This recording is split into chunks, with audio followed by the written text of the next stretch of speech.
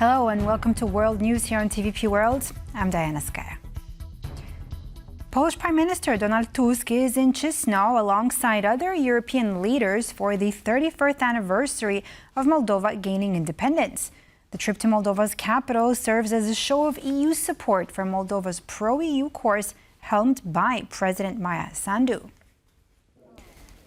Now, the Polish Prime Minister was joined by French President Emmanuel Macron and German Chancellor Friedrich Merz, where they held a press conference and where they spoke of a strong message of support from the European Union's leading countries. Prior to his departure from Warsaw's Chopin Airport, Donald Tusk said keeping Moldova on a pro-Western course is strategically important for Poland, the EU, and Ukraine, adding that the political situation in Moldova boils down to, quote, pro-Russian forces, which are very active there, versus pro-Western political forces. The EU leaders' visit comes ahead of the upcoming parliamentary elections in Moldova.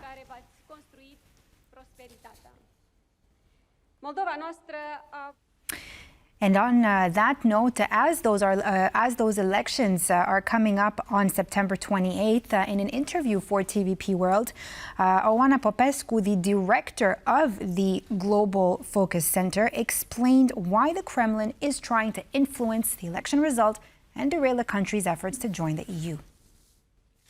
If Moldova makes it to elect again a pro-democratic government, a pro-European government that has a parliamentary majority comfortable enough to make all of those decisions that will be needed in its EU accession process, then that's a major loss for Russia. It will mean that it hasn't been able to influence a country that small and that vulnerable. Moldova has a separatist entity on its territory, Transnistria. It hosts Russian troops. What would it look like for Russia in the context of its struggle for regional dominance if it doesn't manage to overturn the result of elections? The German government has introduced legislation for a new voluntary military service, which reinvents the military registration system to create a larger reserve, said German Defense Minister Boris Pistorius. Now, Germany plans to start with 15,000 new conscripts and introduce compulsory medical examinations from 2027. We also need a well-positioned reserve for the years ahead. And this is exactly where military service comes in. After training with the Bundeswehr, the young men and women are part of the reserve, and all reservists strengthen the troops, strengthen homeland security, and relieve the fighting troops when things get serious. In order for us to have an overview of who is available, who is out there, we need to reinvent the military registration system, which has not existed since 2011, the military registration system as well as the military monitoring system. That will be the key point right at the beginning. And we will then achieve volunteerism primarily by making the service more attractive.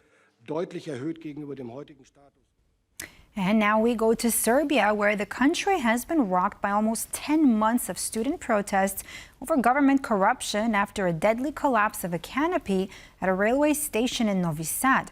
Our correspondent Don Arleth is in Belgrade with the latest developments. Almost 10 months of student-led protests here in Serbia over alleged government corruption after the deadly collapse of a train station canopy in the northern city of Novi Sad last November, killing 16 people and injuring more than a dozen others. Now, these protests took a turn about a week ago when they became violent in Novi Sad and in the west of the country. Protesters attacking the ruling party offices in those areas and the police cracking down on protesters, which is accompanied by alleged abuse by the police, beatings, and even sexual assaults. Now, here in Serbia, the situation seems to be at a stalemate with the President Alexander Vučić proposing a televised debate with the leaders of the student-led movement on national television to be able to hash out all the issues that still remain for protesters. Now, the protesters want snap elections. However, Alexander Vučić says not right now. He had an exclusive interview with Euronews recently and talked about some of the pressure that he has been under during his presidency. This was not my first call. Actually, it was my, I don't know, fifth or sixth call for a dialogue, for an open conversation. But what was the difference this time? I offered something that I saw because they reacted swiftly, but in a way nervously. I don't know why. I offered them even an open TV debate. They can pick the premise. They can pick the studio.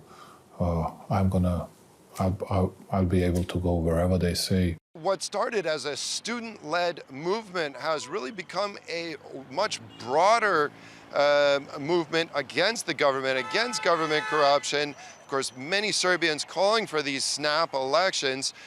We had a guest earlier today on TVP World, Toby Vogel, who talked about the situation among the movement and how it has expanded. As a movement, it is not necessarily ideologically coherent in any way, but so far, I think the movement has played it very well, not getting enmeshed with the current opposition parties in the Serbian parliament, but to stay, putting a bit of a distance between sort of ordinary politics, parliamentary politics, if you will, and their own agenda.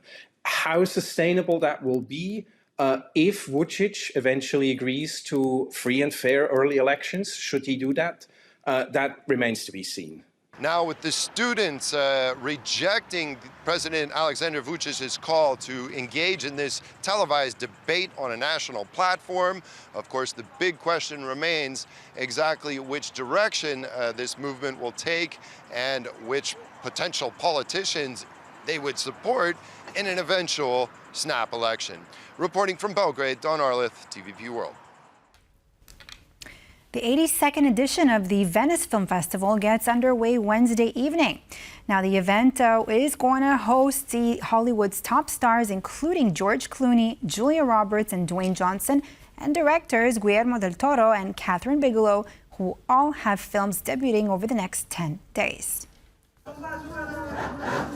A kiss for the crowd as the Venice Film Festival host Emanuela Fanelli arrives by launch. She's welcomed by festival director Alberto Barbera, who has promised a wealth of cinematic debuts and highlighted how the industry is changing. Of course, we are witnessing an accelerating process of change in the way films are produced and conceived. And then we're on the eve of a huge revolution, the introduction of artificial intelligence, even in the creative processes of cinema. George Clooney will return to Venice with Noah Baumbach's Jay Kelly, in which he plays a middle-aged movie star on a journey through Europe with his manager, played by Adam Sandler. Clooney's longtime friend Julia Roberts will be making her Venice debut with After the Hunt. They're just a few of the Hollywood names due to appear over the next 10 days. The festival opens on Wednesday night with Paolo Sorrentino's La Grazia.